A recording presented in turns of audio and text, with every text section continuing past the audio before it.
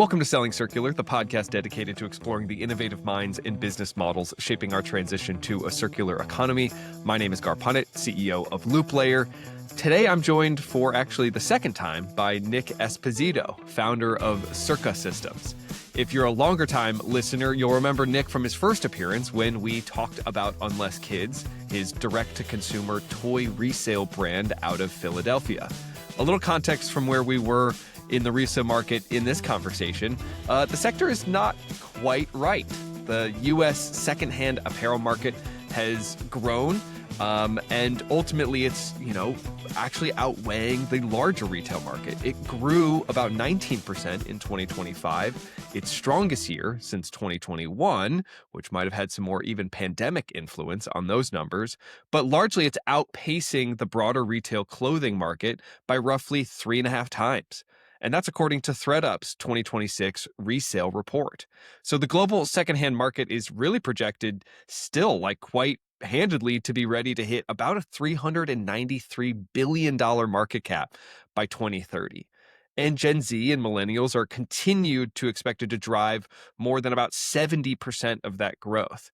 And yet, and this is where it gets to the conversation of today, the infrastructure layer underneath all of that demand is still wildly fragmented, especially for what we like to think maybe the most important part of the secondhand market, which is independent brick-and-mortar operators who make up a majority of the market.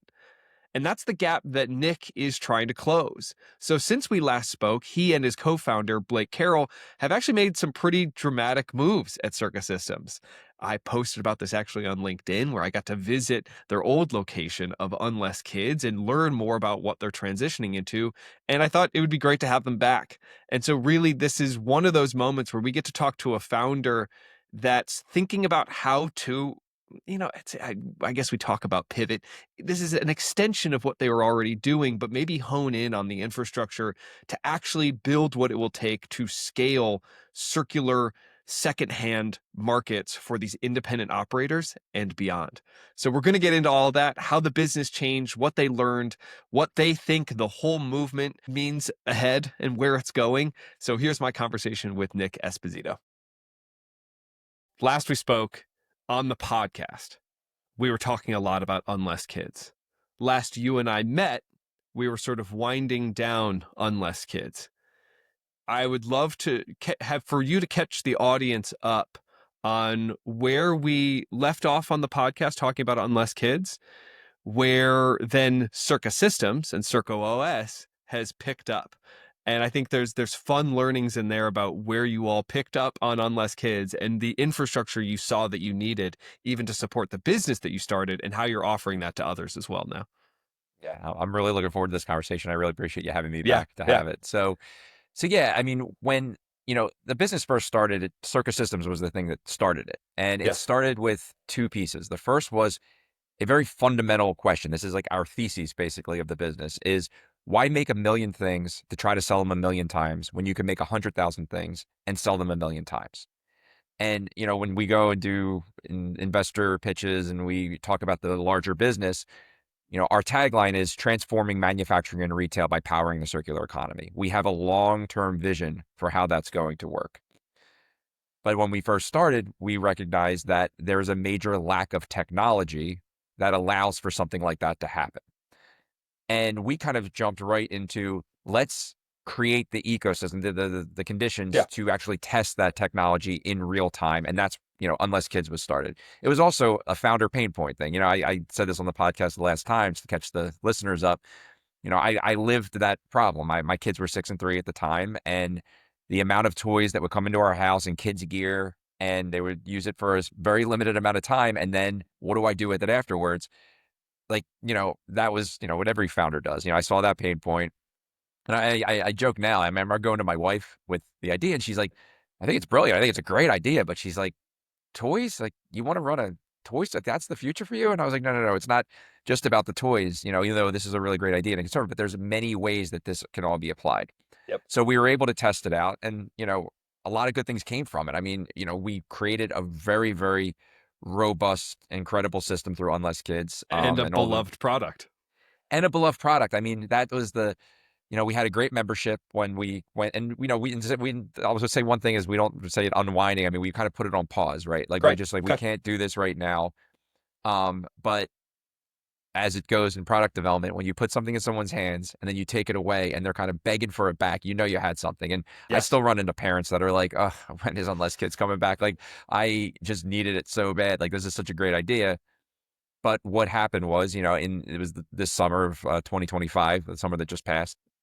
Um, we had a really critical, decision point that came up. And, we are a startup. We are looking for investment to grow. And it's notoriously hard to fundraise for a direct to consumer brand in general.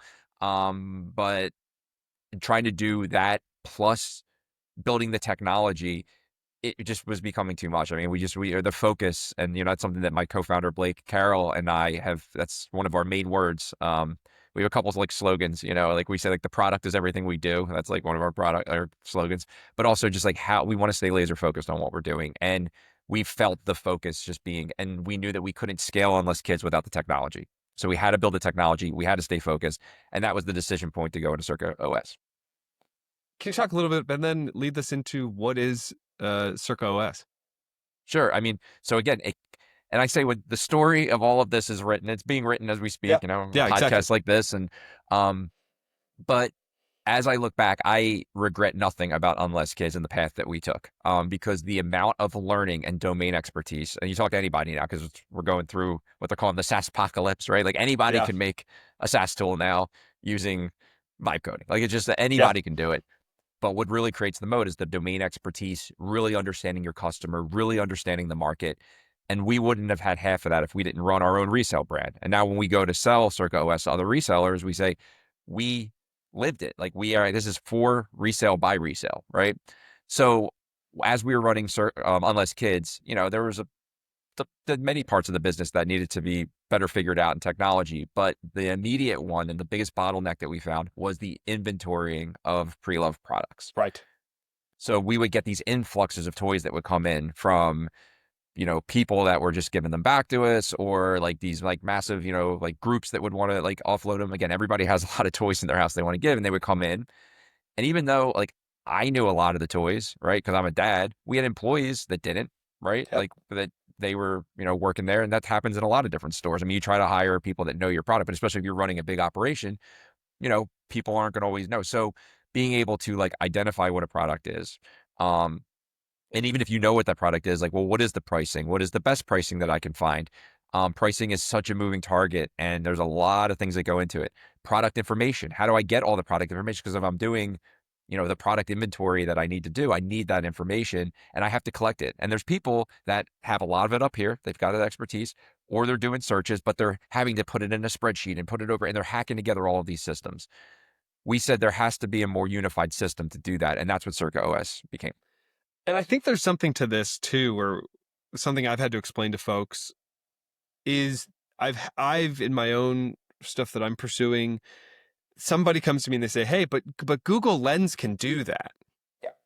It's like, but can it? Because again, what we're talking about, there's a series of, yes, domain expertise, network effect knowledge here, where you actually need something that is very specifically not just saying, oh yes, I took a picture of an item and it told me what it was. What you actually need is a much more robust set of data points to support what to do with that thing next. That's ultimately the question. Can you talk a little bit about like how that sort of has been, do people bring that up? Is that something you've also heard, or just what is that when it comes to like, why is this in SaaSpocalypse world? Why do we need very domain specific ideas? Sure. And it's, to say like, yes, you could take a thing of Google Lens and Could. then all of a sudden you get Yes. a bunch of like hits that you have to hit on a link. And then, Yep. I mean, that's what we were doing. We built our own spreadsheet, and that's how we Yep. started. And the time it took us to get a product into inventory, it was like minutes. And we're like, we can't scale a business Right. taking minutes and minutes and minutes to put all of these products in when we want to do really robust inventory management, because you do need that for retail. So any retail you're doing. So what we looked at was, what is the workflow that people need? And what is the speed and efficiency and accuracy that they need to do that? And also, something that we knew to be true, and it's become very, very more so apparent through our customer discovery and our sales, journey that we've been on, is there's a lot, like people have their expertise and their experience, whether they've been running a Right. store for a year or they've been doing it for 20 years. They have systems that they've put up and they don't want to be told to like, your system doesn't work. Let us just do it all for you. Hand it all over to us. We'll do all your pricing for you. We'll do everything. No, people are like, no, I want a hand in that.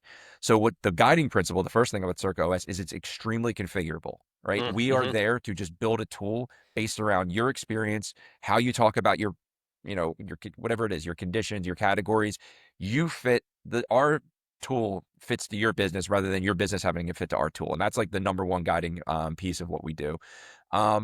And then, yeah, when it comes to being able to understand, where a product goes, what you're going to do with it, when we do actually give like investor talks, we talk about how many, what we want to say, stores there are. We have a storyline that we call Jane. Jane has a thrift store, Classic. and Jane has all of these like problems, right? It's like getting these products into inventory, having a system that is beyond her, and then having that data insight from stock to sale. Like you need that to like, it's one thing to make revenue, it's another thing to make profit, right? Not leaving money on the table and just running that system correctly. And right now, Jane is her own system. She's got it all up here, Yep. and it's making a business that cannot, it's really hard to grow past her. So there's Yeah. people out there who are, that they get to that, having to figure out the systems for themselves, but also like you start bringing on employees, how do you get them to uniformly do what you want them to do? And this is a tool that does it. I think this is where there's two things here that I want to call out that I'm obsessed with, which is so often people go, why do you need this? Why does it need to be special? Why does it need to be domain specific? And it's essentially the only way I've really gotten people to understand this particular reselling framework around and tools and systems is how difficult it is when the inventory becomes non-standard. And so it's very not easy. I'm not going to say that, but when things are barcoded in uniform, they'll come through, and that those are systems that exist and are quite robust. But as soon as things start to re-enter and have different ways they look or feel or have different parameters, it's the non-standard part that is the trickiest part about these inventory systems.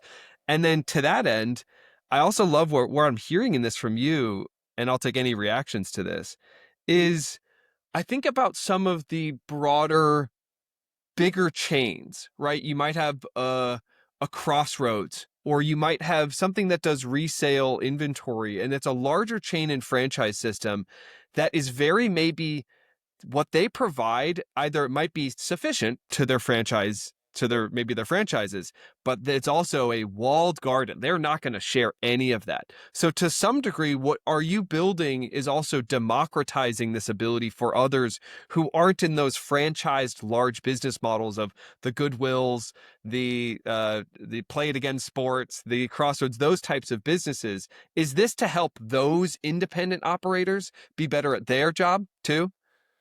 Yeah, I mean, that's our first, like, Okay. so our Yeah. ICP, so our ideal customer profile are brick and mortars because we Yes. see that Okay. they're very, very Yep. overlooked in this, with the technology that comes out. Re-commerce has really kind of dominated the field, especially within fashion. So Yes. ours has I mean, you could use it for re-commerce easily, but it's Totally. also very, very specified to the unique conditions of a brick and mortar workflow. Also, we're product agnostic, so we're not just focused on apparel. Yep. We've had book companies on our platform, kids gear, furniture companies, like, right. So we did it to that, and within that ICP, there's varying tiers and degrees, and we are starting with a lot of the independents. One is because we just You love can. independents. I mean, they just Well, love the yes. stores. Not saying that we don't want to work with chains Well, and we want to work with these folks, because and we you are can having, send them an email. Like that's and the you can big. send them an email and get, and again, we have been lucky. We've been having some Yeah. pretty good conversations with some of the chains. And, Good. when you start to have those conversations, like when they built everything in-house to their business, like there's those kind of customizable, systems they're kind of a double-edged sword sometimes, because when Oh, they're and they too might be tailored to it and you old. have other things that change, and then you have to go back to that company, you have to, get Yes. everything. A lot of it's like even like legacy, like hard tech, like it's I not was like gonna say there's got to be some legacy systems in there that exactly. 2000s era even potentially. Yeah. Yeah. And it gets down to that focus. I'm a firm, like I have a business coach that I talk to, and, he said something so profound to me one time. He's like, you know,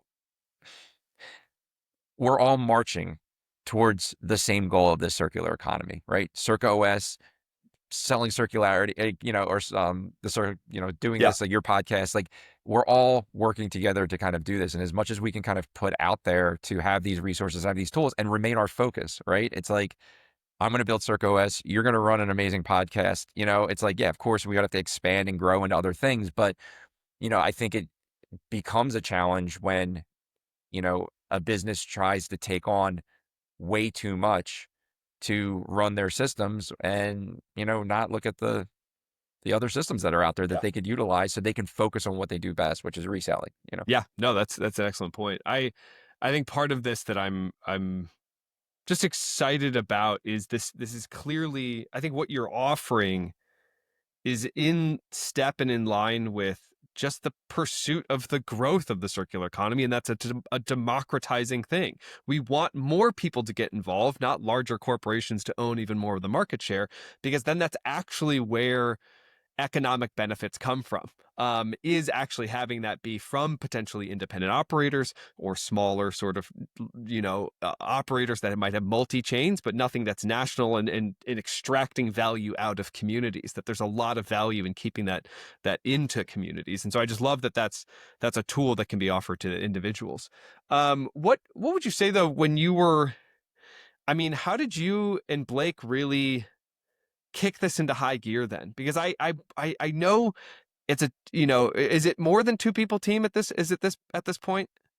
Because That's you're the doing a two of lot us. then. And I want people to understand how you're doing it. It's really then the critical part of this, because I think that's what I'm constantly trying to get other circular economy folks to understand is technologically we're at a point where we can be very lean and very powerful. Can you talk a little bit about what you all have put together and maybe a little bit of the stack if you're comfortable with it?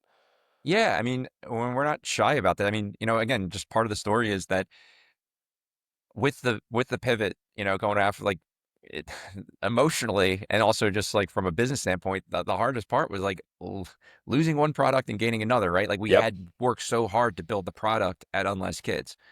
And we, you know, after we kind of were like, okay, we're going to start putting this to bed. Now we're going into the Circa OS. I mean, we had the roadmap, we had all the ideas, we had the product requirements, and we didn't have the product yet. And we would hear that a lot from, like investors and people that we were talking to of being like, you guys don't have a product. Like there's no excuse not to have a product right now, especially with all of the tools you have at your disposal with AI. Yeah. And Yep. we took a hard look at it and, we've been talking about it for a while of like, okay, we can just start building on our own and we can start putting this product out there. And we have I mean, it's revolutionary what's happening right now in coding. So it gets back to, what they say about, again, I'm not going to be sheepish about it. Like we use a lot of AI in a lot of our business when it comes to coding, when it comes to like how we manage our sales processes. But there's two things with it. One is, yeah, anybody can go on Lovable or like any kind of coder and build something, right? But Yep. unless you Yep. have that, what are your product requirements? What's your domain expertise? Well do you know the market? You're going to create something like that's just not going to work, right? Like that's really where the value is. But being able to have the speed and being able to build, I mean, that's a huge part of it. The other side of it with like sales, there's a lot of noise out there right now. So, AI makes it so easy for you to just put in a ton of leads and just bombard them and just kind of spray and pray. And we're not taking that approach. I mean, I No, try to, that's again, I'm using AI tools where it is smart and where it can work and where I can like, you know, look at how my processes go and I can get myself better and like I analyze the sales call. How did I do on it? Like what were the objections? What are the challenges? What are they excited about? Are they ready to buy? Right? Like you can use AI for those things and you should. However, communicating with a person, I'll tell you a funny story is I was on a sales call with a store and this, solopreneur kind of got back in touch. She's trying to grow her business and um we had a good interaction, I thought, like over email. And then the call started. She wasn't on. I kind of emailed her. I'm like, hey, like, are you getting on the call? Like, and she wrote me back. She's like, I'm having trouble with the link. Can you send it? And it took me a minute or two to like read the email and get the link and do it. And she, right in that time, she wrote me back. She was like, are you a person? Like, like who are, and I was like, no, I'm a human. And I'm we got on the here. call. We had this amazing, sales call. But again, this is what people are up against. So we're at this really interesting point with AI where people see some of the threats and then people who are just like, have heard the negative things about it. Like, honestly, we don't fully lead with, we're your AI sales agent that does blah, blah, blah, blah, and we're going to make your, workflow so much better for your resale company. Like, people don't kind of want to hear that. But yes, of course we have to use AI tools to be able to make it work. Yes. Yeah, so we're just walking that fine line. Well, and I think I love that you went there because maybe people don't understand this, is one of the amazing benefits of having some sort of founder in your title on LinkedIn is you also get bombarded with offers of things and services.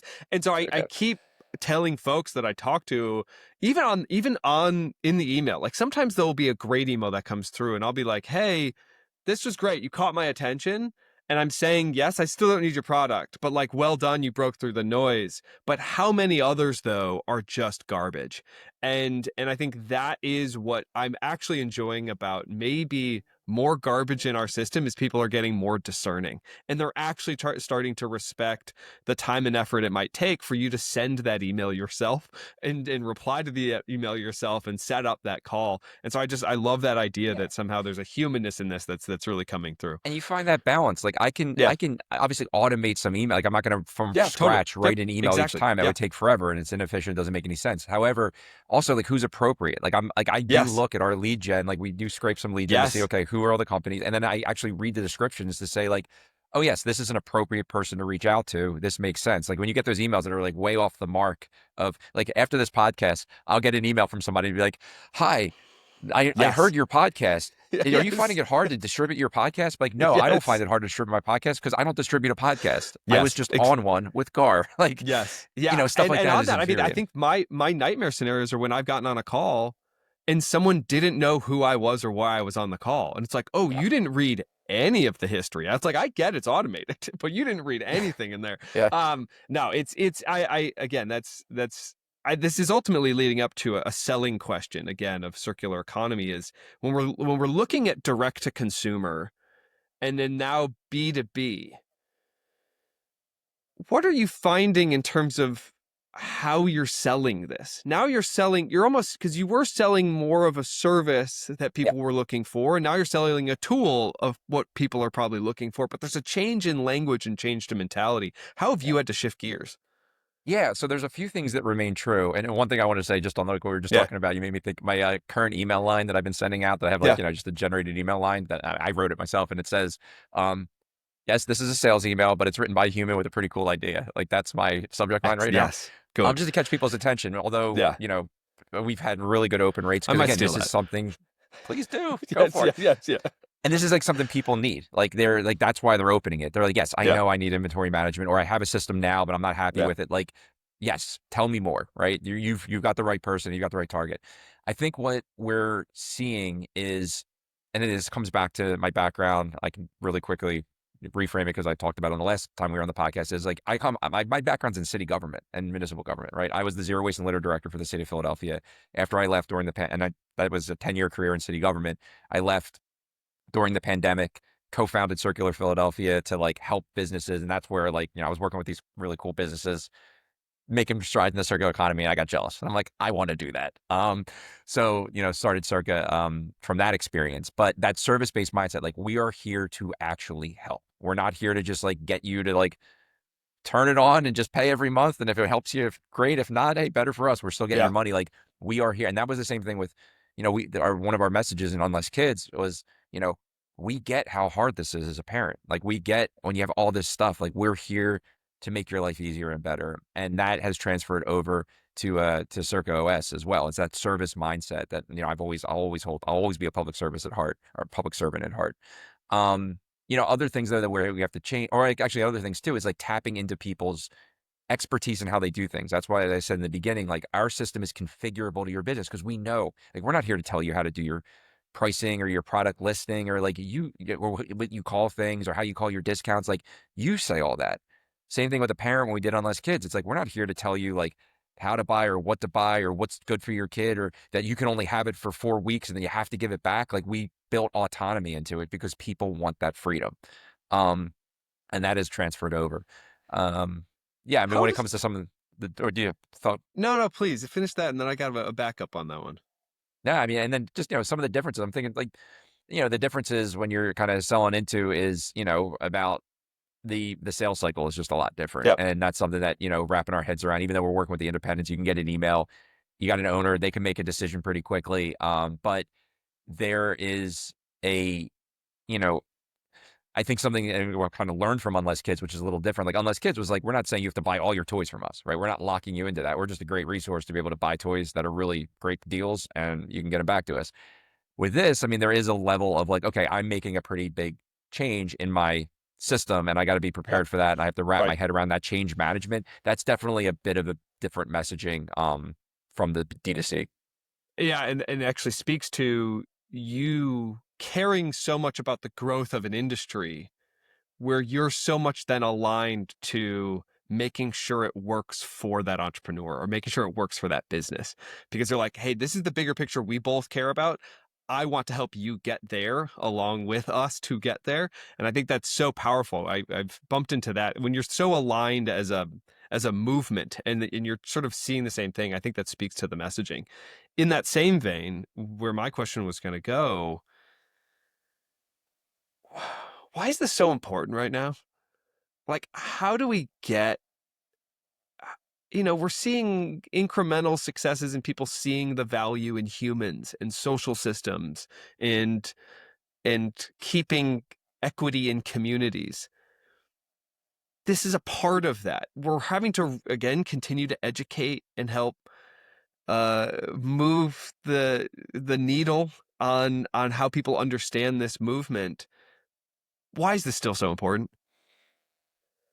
Yeah, well, I'll have my historic line that I always gave about the circular economy, and then I'll touch on something that I've been thinking about. I just wrote about recently. Is I mean, the first one is that from the larger sustainability conversation that's been going on for 40, 50 years, right? As climate change really, I mean, the 90s when people were like, this is a problem, resource depletion, like this is a problem, the hole in the ozone layer, this is a problem, right? We need to think about these things. As I might have said this on the podcast the last time, but I'll say it again, the one thing that frustrates me about sustainability and the messaging is this thing of limit and scarcity, right? Yeah, like we don't have enough. We have to like minimalize and and again, yes. I work in Philadelphia, which has, a very high poverty rate. It used to have one of the highest of any big city in the United States. I worked with a lot of first-time college graduates, a lot of blue-collar people. That's not a winning message to them, to anybody, right? Nobody wants to hear the party's over. Sorry, you got here too late, right? Like we have a big opportunity through the circular economy to answer the question, how do we maintain this way of life we have, right? Extend it to more people so it's fair and not destroy the planet in the process. Because there's a lot of really good things about the way of life that we have right now. Modern medicine, communication systems, like I'm talking to you on. I mean, I was at FashCon in Philly on Wednesday, and it's cool. Like, and when I posted on LinkedIn about it, like, I was not always the most fashionable guy. Not saying I'm like super fashionable now, but I didn't care about it. I would wear the same thing over and over again. Just it wasn't. And now, and I think part of that was because I eschewed fashion because I had that limit scarcity mindset, and I was just like, oh, I don't want to do that. That grosses me out. Like buying all this stuff, and it seems indulgent. Well, now that I have circular economy, like this shirt that I bought secondhand, I'm gonna get rid of it at some point. I'm gonna get another one that's a little bit different but fits my style. That's cool, and we should be able to do that. So that's, the big piece. Like people want to live well. They want to have abundance. They want to thrive. And the circular economy allows us to do that without, again, like I said, destroying the planet in the process. Talking about destroying the planet, though, another thing that's been on my mind a lot, I just wrote about this in an article that was just released a couple of days ago, is as I'm watching, again, I just opened this article with, I was in college during the Iraq War when we went to war in 2003. I was junior or sophomore year of college. And obviously, being a college student, you're already primed for wanting to like go protest and things. And there's a lot of protests against that war. I find it unfathomable to me that we're marching back into a war in the Middle East. I mean, there's many reasons why this war started. I'm not going to get into all of them, but thinking about, as I'm hearing, like this scarcity argument, right? Like we need to get these resources. We need to get this territory. We need to take this from people. And if we're going to have real peace on this planet, it comes from having cooperative use of resources, right? It's not always going to be perfect. We have a greed problem. You're not going to get rid of that overnight. There are evil people that tend to sometimes get in positions of power. But the vast majority of us are good people who just want to live thriving lives and take care of our families and be good to our neighbor. That's most of the planet. And I really believe that the circular, but they need a system for it. You can't just, it's a good intention, but how do you actually pull it off? And the circular economy is a system to do that. Yeah, I've found myself thinking about it a lot, not just because of the current events, but I am constantly challenged. I'm so obsessed with this idea of degrowth. And I've had this on the podcast, guests on the podcast. The last one was Matt Orsog, who was talking about the limits of pensions and the limits of financial capital, and not investing in other forms of capital, I natural, listened to it. social. It was great. Thank you. But it was fun to just, because I'm so uncomfortable with the ideas of degrowth, but how it challenges me to go, okay, maybe that's not my lane. That's someone else's lane. My lane is thinking about, well, in a world of degrowth that some believe in, I still believe in figuring out the efficiencies of growth, at least, and trying to think through how our systems are built so that we can do what you were just saying, which was encourage people to share and collaborate and innovate and create new things. And that sort of coincided with, actually, I was listening to a Freakonomics episode that I really enjoyed. I think I'm trying to remember the author's name. I might have it right here. I think it was Joel Mokyr. And he's a Nobel economics laureate. And he was talking about how culture, and really God is a word, because culture is actually one of the primary driving forces of our economy. And that we actually don't, and it makes economists uncomfortable because culture is really hard to measure. Culture is not something you can say year over year, we grew culture 5%. But that in that driving force, that to me, in the combo of talking about degrowth, listening to that podcast, made me realize that culturally we're trying to get circular economy to take hold, for people to understand that what is mine now does not have to always be mine. I can give it somewhere else, and I can therefore get something from others.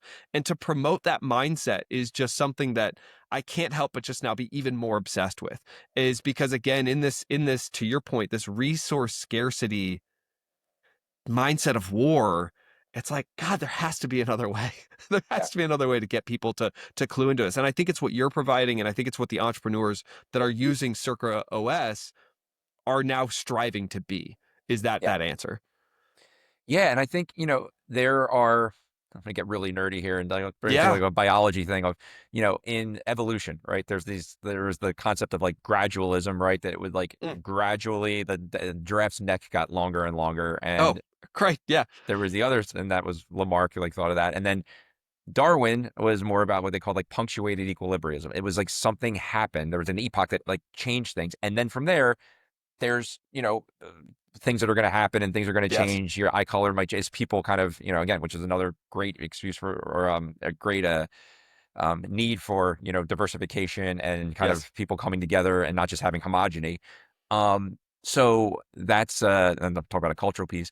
Yeah. But, you have those big pieces. And I feel like, honestly, a lot of like the circular economy, like that epoch already happened, right? Like Mm. people understand, like, I want to buy secondhand. Like Yes. 93% of Americans are buying secondhand around the world. I mean, the number's like just as high. I mean, this has taken off. It's outpacing traditional retail by 4 times, right? But if we're going to make it actually work, How what do are we? the Yeah. systems then that need to kind of come? So the wave, we're on the wave right now. And I have a good Yep. friend of mine who worked in this, and he would always say that, I'm not going to, he would always say this, that we're on the wave right now.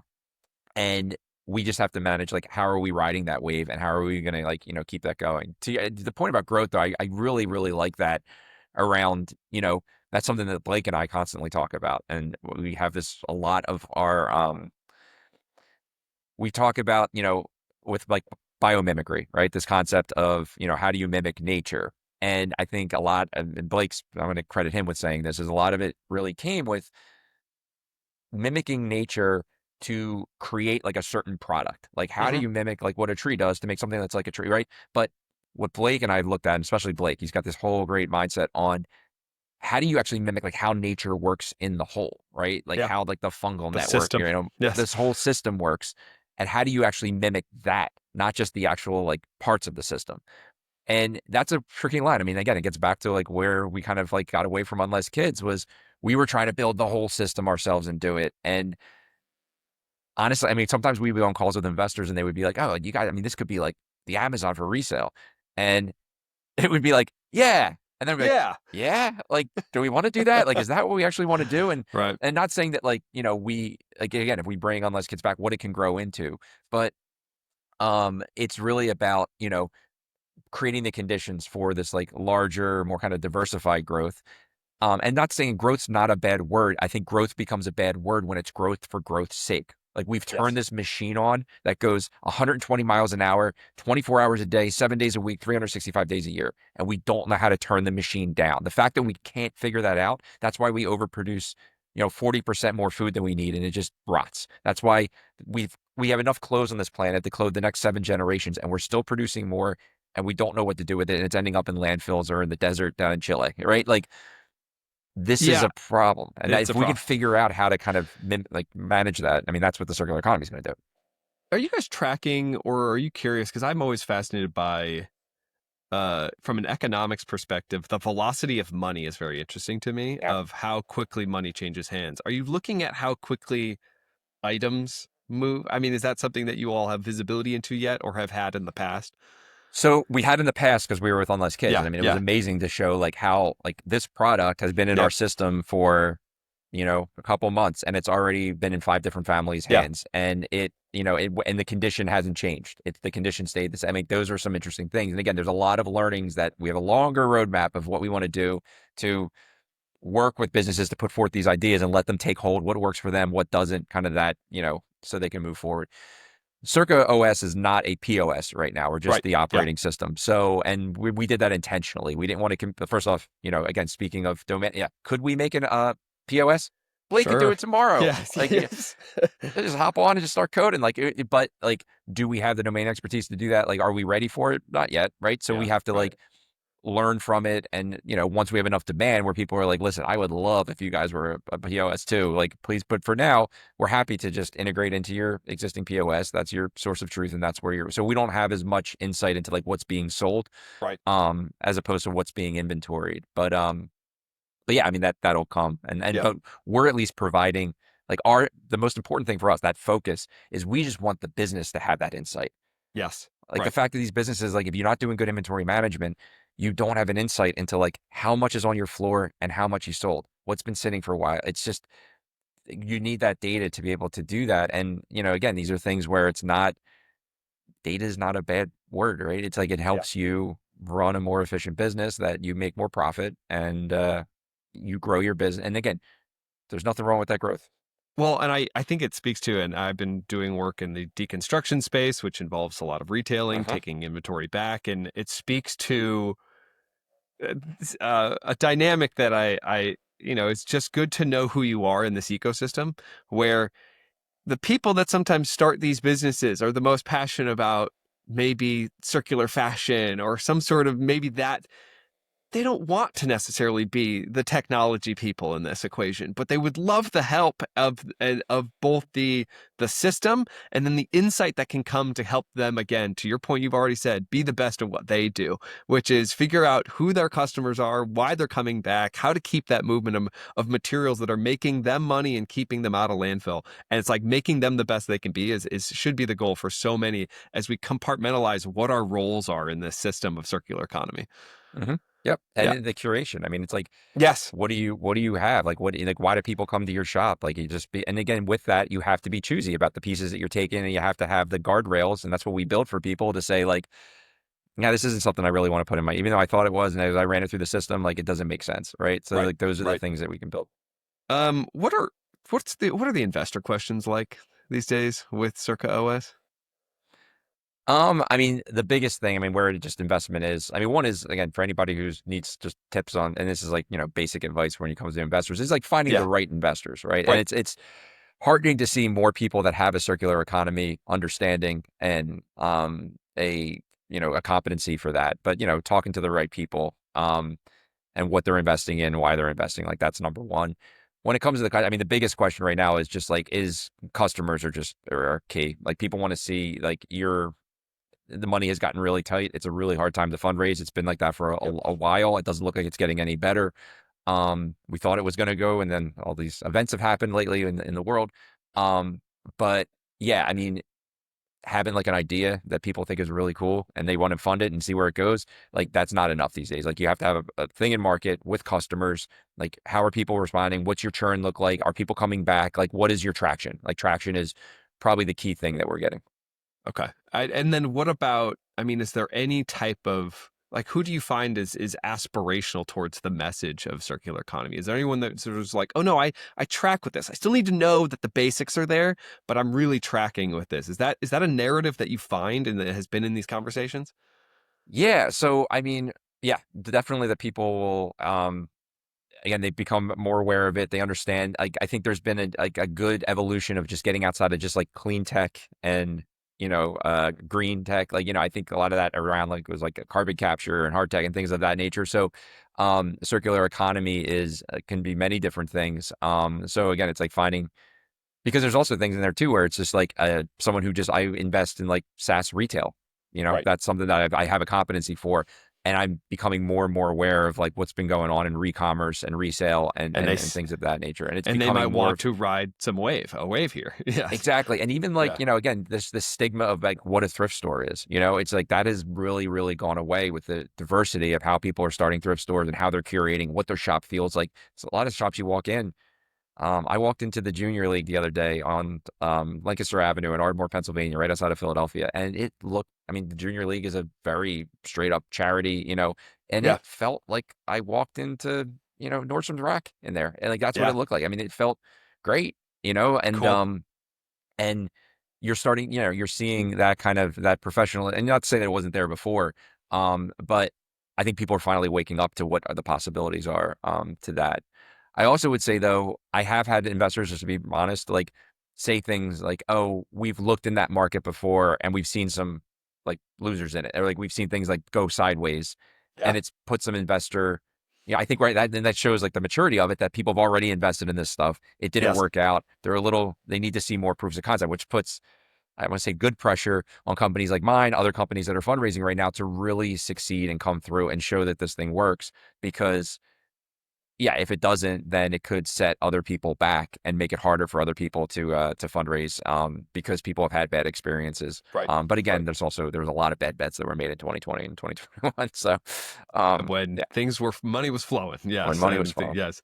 Uh, what's one thing? I mean, I'd love two things here. It's like, what's one thing every retailer's getting right about resale that you might see and that you're trying to encourage, and you're like, whoa, that's really cool that they figured out. And then what's the one thing that maybe you walk in, you're like, oh, actually, we're selling this, but I also have like a little piece of advice. We've seen this from other retailers. You might be doing this wrong.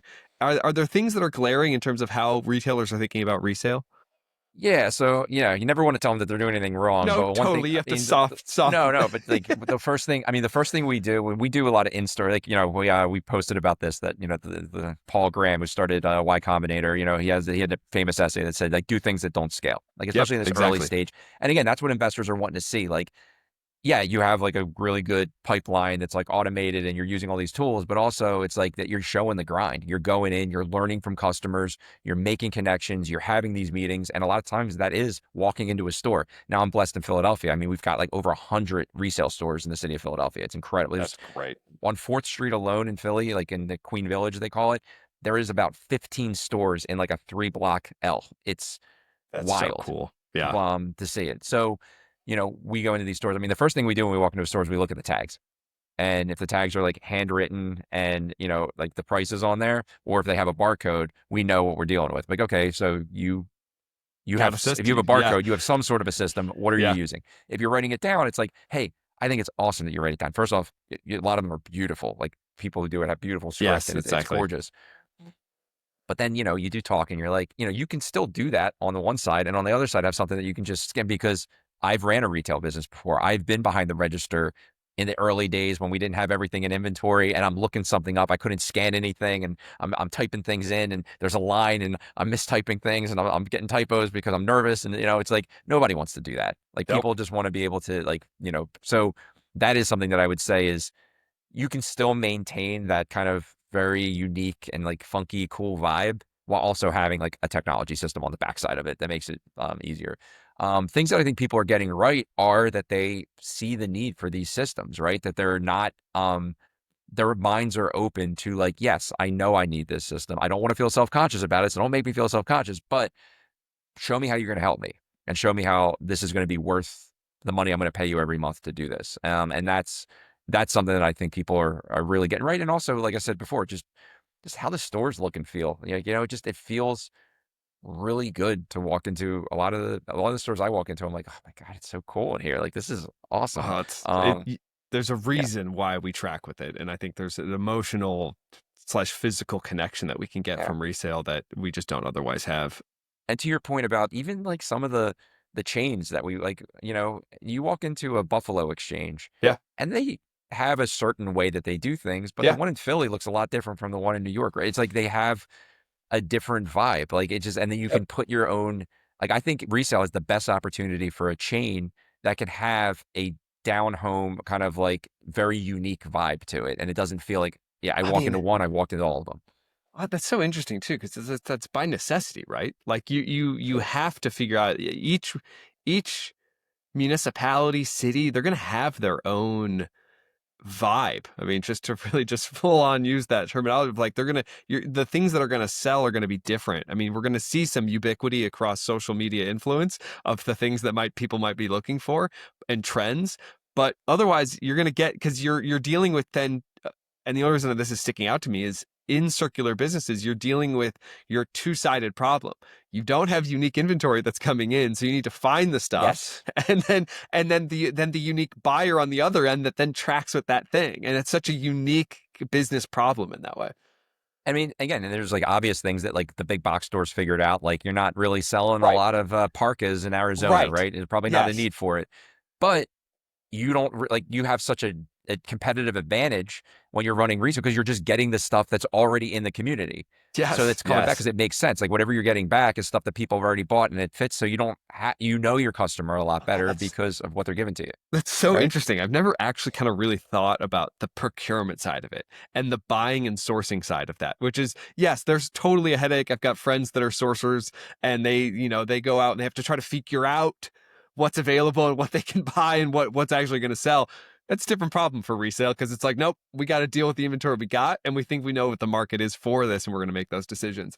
I have this question that I think about all the time of the advice that I get that I accept or ignore. Do you have a sort of running list at all? Is there anything that comes to mind on where you're like, yes, this is good, I went this direction, but also I've got some of these lists here where I'm like, this person told me do not do this, and I don't think it's really because they don't know circular economy, they don't know maybe the intricacies. There's a multi-sided problem that's very intimidating for lots of people, and sometimes the big one that I'm always thinking about is focus. And focus is very important, but sometimes in the world that I'm in, focus means the difference of including a third party that's very necessary to the movement of materials or ignoring them and maybe restricting that flow of materials. Is there anything that sticks out to you in terms of advice that you've heard or rejected and accepted? Well, when it comes to like the customer, Yeah, feedback, like Blake and I have set a very, that's very great. Yeah, strict system for how we take that feedback in great. because, and like this week, I mean, it's funny. We were really pushing the bounds of it. Blake was like, I can't believe I made like 4 product updates this week, sometimes in the middle of the day, like, because we're like, we do it at night. We only Yes. do like, and again, we try to be very choosy. We have a whole rating system. I put a form in every time I hear something, and then there goes through all these calculations using AI, using Yep. like, formulas to be like, like what is the order of operation? Because if all of a sudden every time we hear something, again, there's another LinkedIn post I put on there. People see my LinkedIn.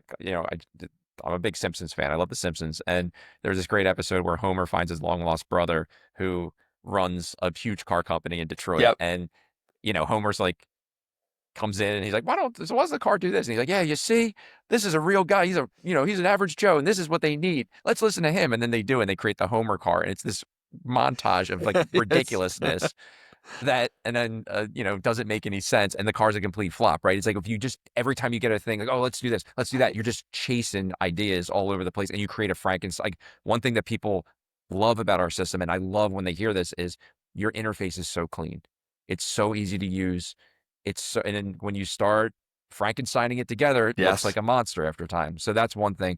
The other piece I would say around with the, like, again, I'm going to be very honest, like when we talk to some investors, they're like, why are you even starting with like, go to enterprise? Why don't you just go to enterprise Right. straight away? Right. And I'm like, well, for a couple reasons. One is there's a really big market to explore. If you get that sales cycle right with independence, like why leave that money on the table? And two, like, honestly, we're not going to get it right off of the first one. I don't care Yeah. how much domain expertise we have. I don't care how brilliant Blake and I are.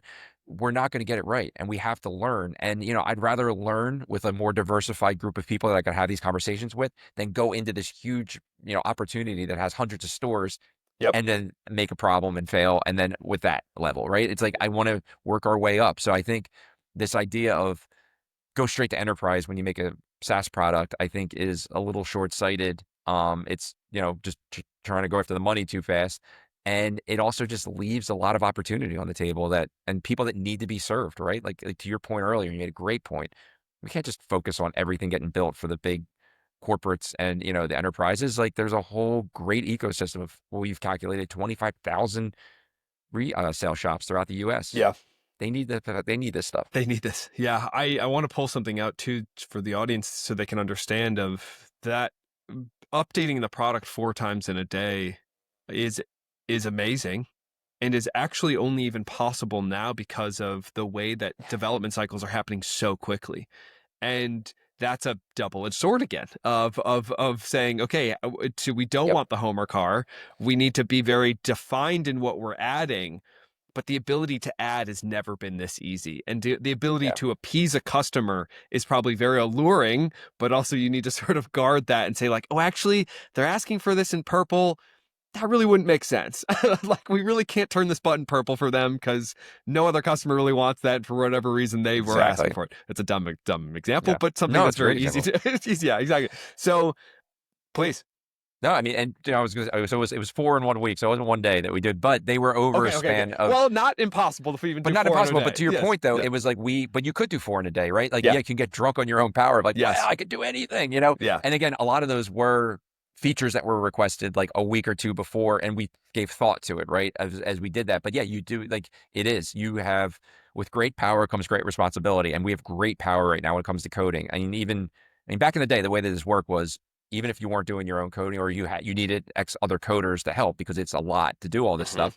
You were working, a lot of times people were using dev shops like Yep. offshore in other time zones, and you put a request in and they had to get it and they woke up the next morning and you're trying to, and they have other work that they're doing now. I mean, you sit Yeah. down with Claude. Claude's always there. Yep. Claude's always And working. ready and And ready willing to go. to, yes. Yeah. I mean, we are just defying. And I think that's the beautiful part about where we are in circular economy growth is we are able to really defy the money function and the time function and really use that to the benefit of creating these amazing systems. To round this out, I think last time you were here, you were really hopeful about closing the seed round. You were seeing circularity keep growing despite political headwinds. Looking on really everything since then and all the work that you all have done, what would you tell sort of the version of yourself then of like, how can you help an entrepreneur really understand like that growth? What's next for them by looking back and telling yourself some little bits of wisdom? Yeah, I mean, and that's funny because you guys too. Like, I mean, there were some people that were like critical and like question our pivot.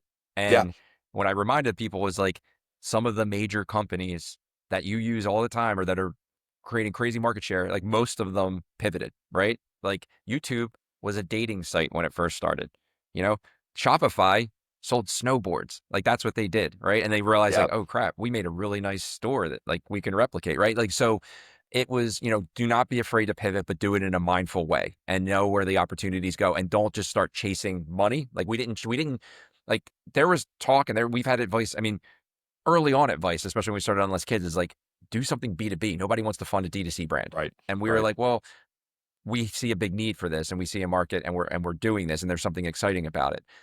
But when we came to the realization of B2B, it was because, again, there was definitely investor, thoughts in it that, well, I'm not going to lie and say that wasn't a factor, but what really came to us, we saw a big opportunity for what we can do to help it. And it made sense, right? So it's like not just chasing money and making decisions based off of that knee jerk reaction. It's like being really thoughtful about it. But when you do make the pivot, lean into it and not be afraid to do it because sometimes you do need to do that to keep the business going and evolving. And the story is going to continue to be written. Like I said, but we are going to bring on Less Kids back at some point in some form. product cycling is its own thing, which we're not, we're putting on pause a little bit, but it is a really great way to sell products. And we hope to get that out there as well. And that's going to be part of the future too. Thank you. Thanks for joining us again. It's always great to catch up. Me. It always is too, Garth. Thank you very much for having me. I'm so happy. Talk about growth. I'm so happy every time I see one of these episodes pop on LinkedIn and all the likes that get it and all the engagement. Like, you're doing a great job. So thank you for spreading the word on circular economy. It's so fun.